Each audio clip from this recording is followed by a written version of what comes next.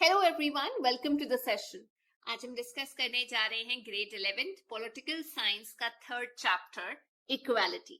Part 1 में हमने equality के बारे में पढ़ा था। इक्वालिटी ऑफ अपॉर्चुनिटी क्या होती है, ये सब चीजें हमने डिस्कस की थी। आज की क्लास में हम पढ़ने जा रहे हैं नेचुरल और सोशल इनइक्वालिटीज क्या होती है।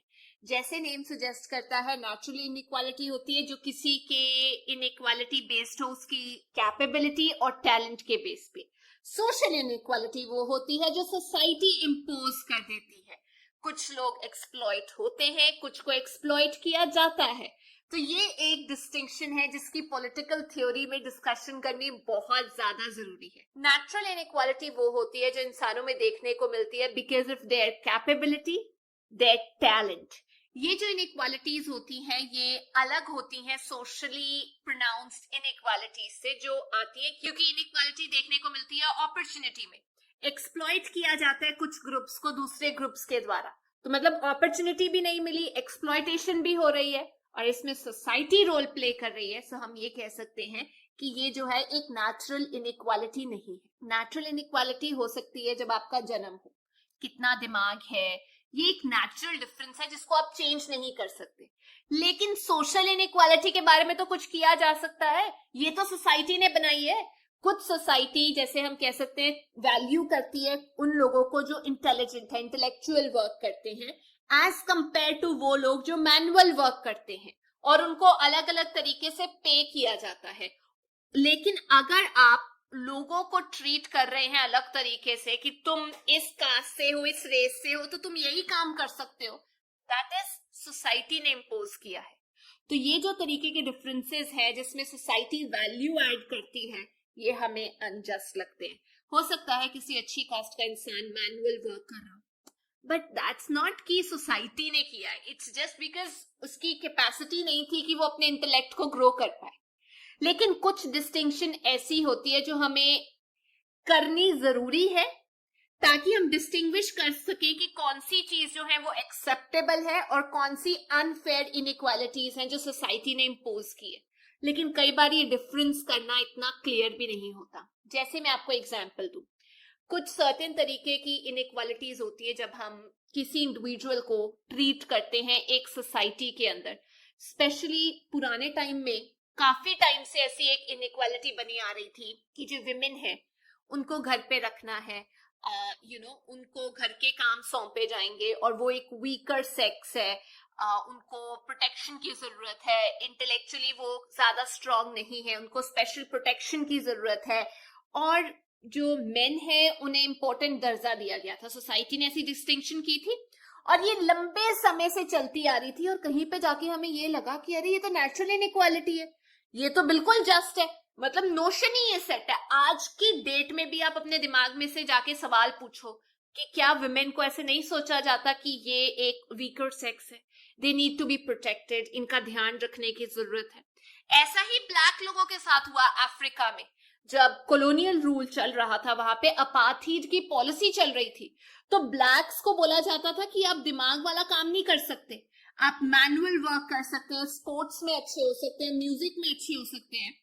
और इसी को आधार मान के एक लॉन्ग ट्रेडिशन उन्होंने सेट किया स्लेवरी का। तो ये सारी जो असेसमेंट्स हम इतने टाइम से जिस चीज को सच मानते आ रहे हैं कि अरे ये तो नेचुरली जस्टिफाइबल है, आज की डेट में उनके ऊपर सवालिया चिन्ह है, दे आर बीइंग क्वेश्चनड।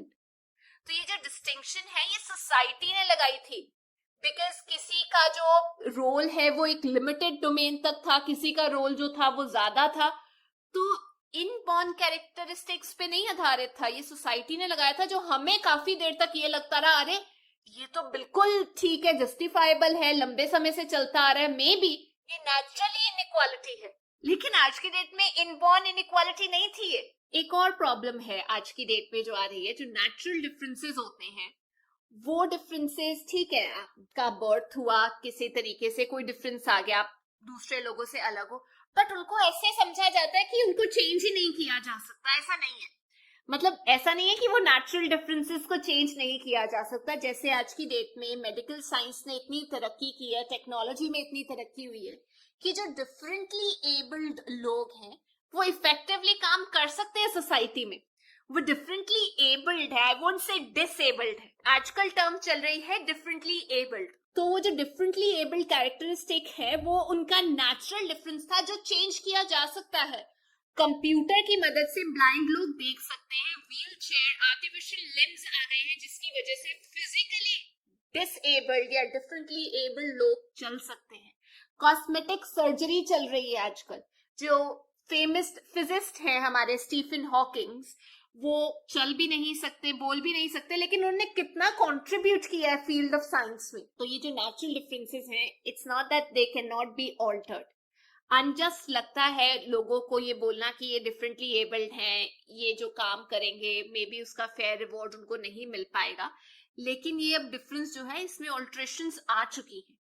तो ये सारी जो कॉम्प्लेक्सिटीज है जो हमने इक्वालिटी के बारे में पढ़ी, ये हम देखते हैं कि दो तरीके की वजह से होती है। एक है नेचुरल डिफरेंसेस और एक है सोसाइटी जो इम्पोज करती है डिस्टिंक्शन, जिसकी वजह से आज की डेट में एक जरूरत आ गई है सरकार को कि वो इन सब चीजों को असेस करे और ऐसी लॉज और ऐसी पॉलिसीज बनाए जिसमें सोसाइटी में हर मेंबर एडजस्ट कर सके। इसीलिए आज की डेट में एक डिबेट चल रही है कि एक होती है इनइक्वालिटी जो आती है जब हम चॉइसेस करते हैं, हो सकता है हम किसी फील्ड में अच्छे हों, दूसरा इंसान उस फील्ड में अच्छा ना हो, इनइक्वालिटी है।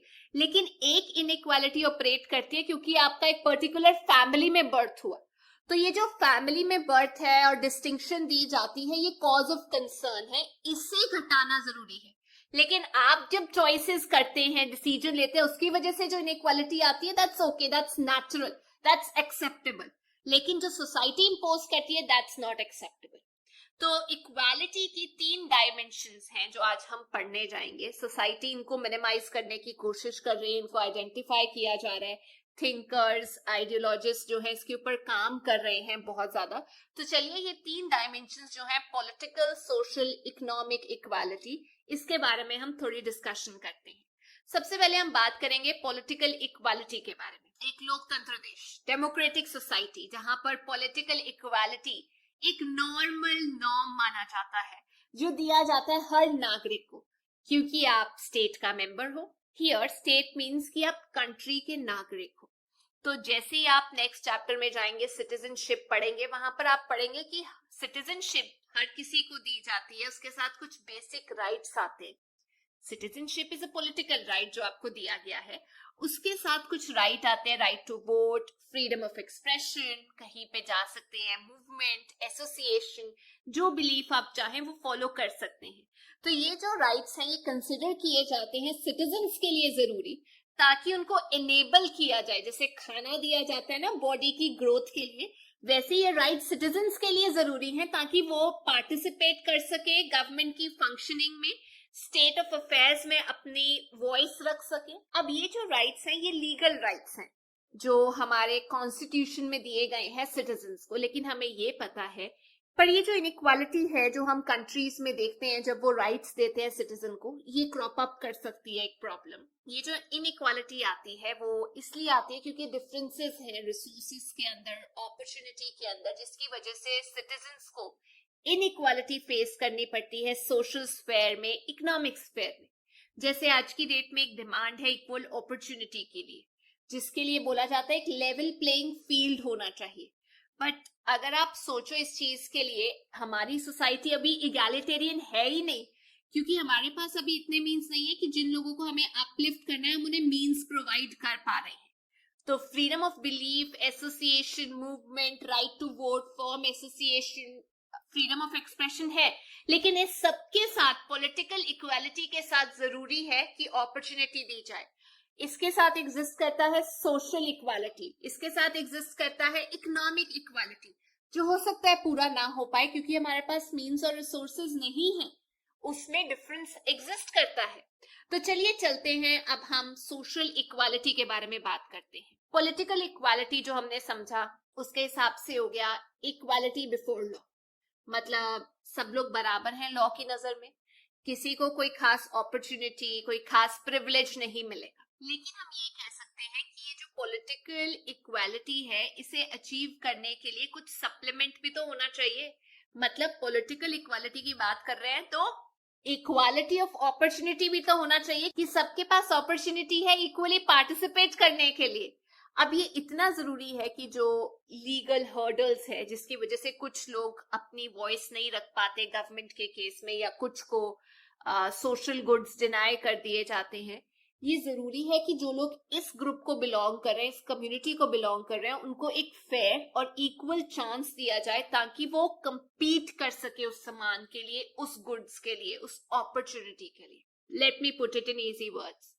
जब पॉलिटिकल इक्वालिटी की बात हो रही है तो एक अपॉर्चुनिटी का होना जरूरी है, पर इस अपॉर्चुनिटी के होने के लिए कुछ लोग जो है वहां मींस तक पहुंच ही नहीं पा रहे कि उनको ये कोई मायने भी रख पा रही है इक्वालिटी ऑफ अपॉर्चुनिटी, क्योंकि उनके पास वो मींस ही नहीं है कंपीट करने के लिए, यहां तक पहुंचने के लिए उनको फेयर चांस मिलता ही नहीं है गुड्स लेने के लिए, सर्विसेज लेने के लिए, अपना कंसर्न रेज करने के लिए एक्सेसिबिलिटी ही नहीं है उनके पास। तो इसीलिए जरूरी है कि बेशक आपने पॉलिटिकल इक्वालिटी की बात की है, लेकिन उसको एड और असिस्ट करेगी सोशल और इकोनॉमिक इक्वालिटी, जो गारंटी करती है एक मिनिमम कंडीशन तो हो लाइफ की, जिसमें सोसाइटी के सब मेंबर्स के पास educate health care, opportunity of education, educate nourishment, minimum wage हो, और ऐसी चीजों की उनको टेंशन ना लेनी पड़े कि अरे अगर हम अपना रेज करेंगे कंसर्न या वॉइस तो हो सकता है हम इस चीज में पीछे हो जाए।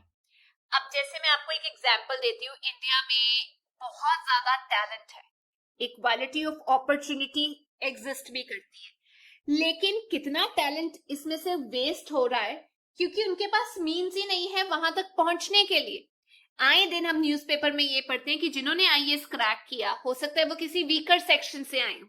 ऐसे कितने सारे लोग हैं, हम इक्वालिटी की बात करते हैं बट कितने सारे लोग हैं जो स्लम्स में रह रहे हैं बट उनका दिमाग बहुत तेज है, बट उनके पास अपॉर्चुनिटी नहीं है वहां तक पहुंचने के लिए, मतलब मीन्स ही नहीं है वो अपॉर्चुनिटी यूज करने के लिए जो हम दे रहे हैं सब लोगों को। यहां से उठ के वो लोग यहां तक जा ही नहीं पा रहे क्योंकि उनको रोज काम करने जाना पड़ता है to make both their ends meet, तो वो पढ़ ही नहीं पा रहे। कितना रिसोर्स वेस्ट हो रहा है कंट्री का। We have such talented people जिनका कैलिबर हम वेस्ट कर रहे हैं क्योंकि उनके पास बेसिक मीन्स ही नहीं है। अरे मीन्स तो दो पहले, फिर अपॉर्चुनिटी तक पहुंचेंगे, फिर वो आगे जाएंगे। तो इंडिया में सबसे बड़ी प्रॉब्लम यही है रिगार्डिंग इक्वल अपॉर्चुनिटी, जिसके लिए हमारे पास लोगों के पास फैसिलिटीज ही नहीं है। कुछ ऐसे कस्टम्स हैं जो अलग ग्रुप्स में प्रिवेल करते हैं जो उनको रोकते हैं, कई बार स्टेट ही नहीं वो प्रोवाइड कर पाती बेसिक फैसिलिटीज। जैसे विमेन की बात की जाए, कितनी देर तक उनके पास राइट ही नहीं था इनहेरिटेंस का। अभी भी कुछ ग्रुप्स में ऐसा चल रहा है कि वो इनहेरिट ही नहीं कर सकती अपने पापा की, पेरेंट्स की प्रॉपर्टी, एक सोशल प्रोहिबिशन है। वो पार्टिसिपेट नहीं कर सकती कुछ सर्टेन एक्टिविटीज के अंदर जिनकी वजह से उनकी प्रोग्रेस नहीं हो पा रही। उनको डिस्करेज किया जाता है कि अरे ज्यादा एजुकेशन पढ़ने की जरूरत नहीं है, घर के काम ही तो करने हैं। तो इन सब केसेस में इक्वालिटी प्रमोट करने के लिए स्टेट एक इंपॉर्टेंट रोल प्ले कर सकती है। ऐसी पॉलिसीज बना सकती है जिससे उनको डिस्क्रिमिनेट ना किया जाए, हैरेसमेंट का सामना ना करना पड़े पब्लिक प्लेस पे, एम्प्लॉयमेंट की जगह पे, इंसेंटिव्स दिए जाए ताकि वो अपने आप को एजुकेट कर सके, कुछ वोकेशनल ट्रेनिंग दी जाए ताकि विमेन अपने आप को फाइनेंशियली इंडिपेंडेंट कर सके।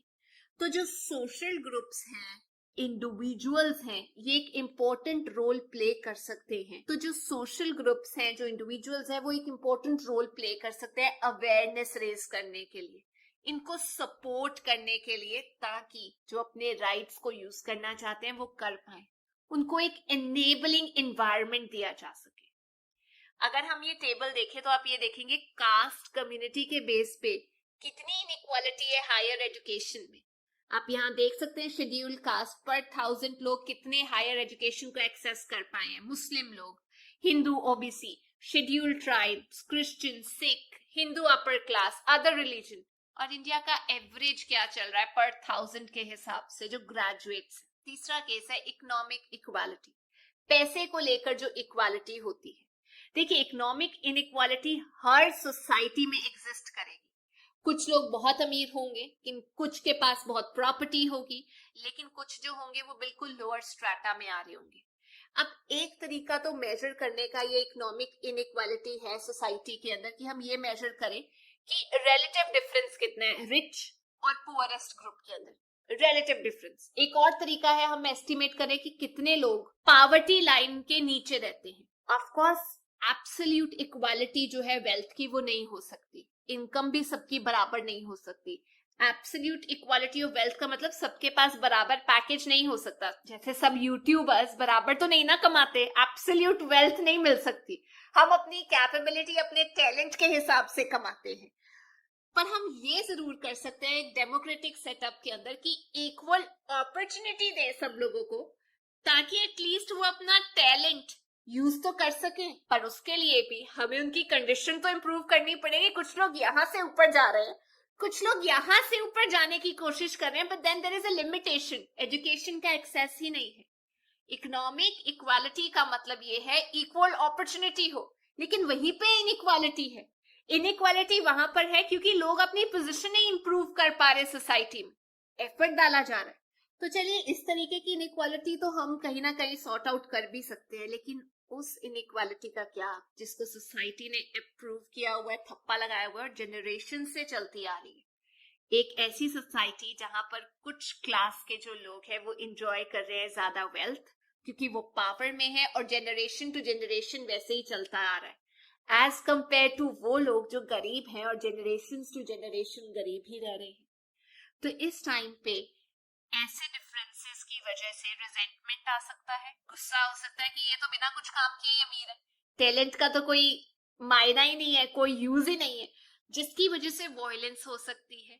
और जो पावरफुल वेल्दी क्लास है उनको रिफॉर्म्स को एक्सेप्ट करना मुश्किल हो सकता है कि अरे इगैलिटेरियन सोसाइटी तो होनी ही नहीं चाहिए, जैसे चल रहा है वैसा बिल्कुल ठीक है।